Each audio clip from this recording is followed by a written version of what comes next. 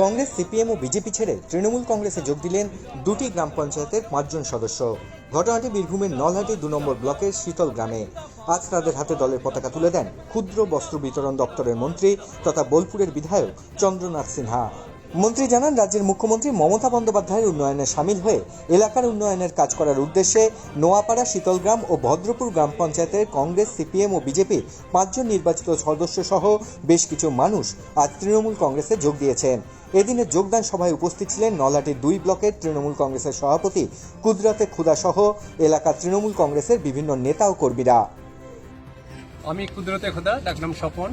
দীর্ঘদিন ধরে ব্লক তৃণমূল কংগ্রেসের আমি একজন কর্মী, একনিষ্ঠ কর্মী। জন্মলগ্ন থেকে আমরা তৃণমূল করি।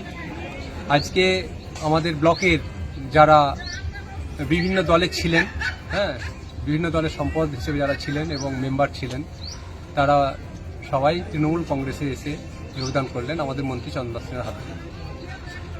ওনারা দেখছেন যে এলাকার যে উন্নয়ন হচ্ছে, মমতা ব্যানার্জির যে অঢেল প্রকল্প প্রত্যেকটা মানুষের কাছে যে একের পর এক প্রভাব বিস্তার করছে, সেই প্রভাব বিস্তারের পরিপ্রেক্ষিতে নিজের নিজের এলাকার আরও বেশি করে উন্নয়ন করার জন্য ওনারা আমাদের তৃণমূল কংগ্রেসে যোগদান করলেন এবং তৃণমূল কংগ্রেসকে এগিয়ে নিয়ে যাওয়ার চেষ্টা করলেন।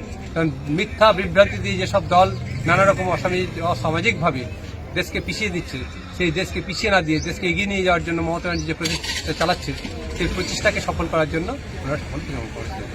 কতজন আজকে তৃণমূল কংগ্রেসে জয়েন করলো? মূল নেতারা আজকে এসছেন, বড় বড় নেতারা এসছেন এলাকা ভিত্তিক। এক একজন নেতারা এগনেস্টে কমপক্ষে 500 থেকে 1000 মানুষ আছেন।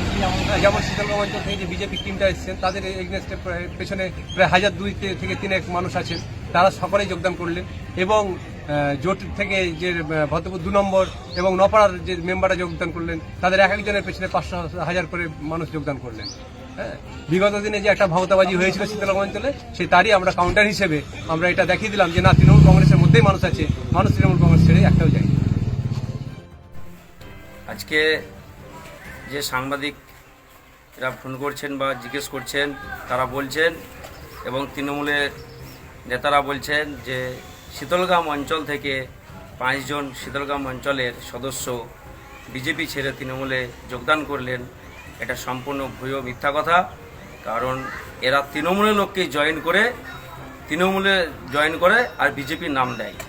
কারণ যারা এখান থেকে গেছে তারা সবাই তারা তৃণমূলই ছিল। তারা তৃণমূলের সাথে নিজেদের গোষ্ঠীদ্বন্দ্বে বসেছিলেন, তারা কাজকাম করেননি।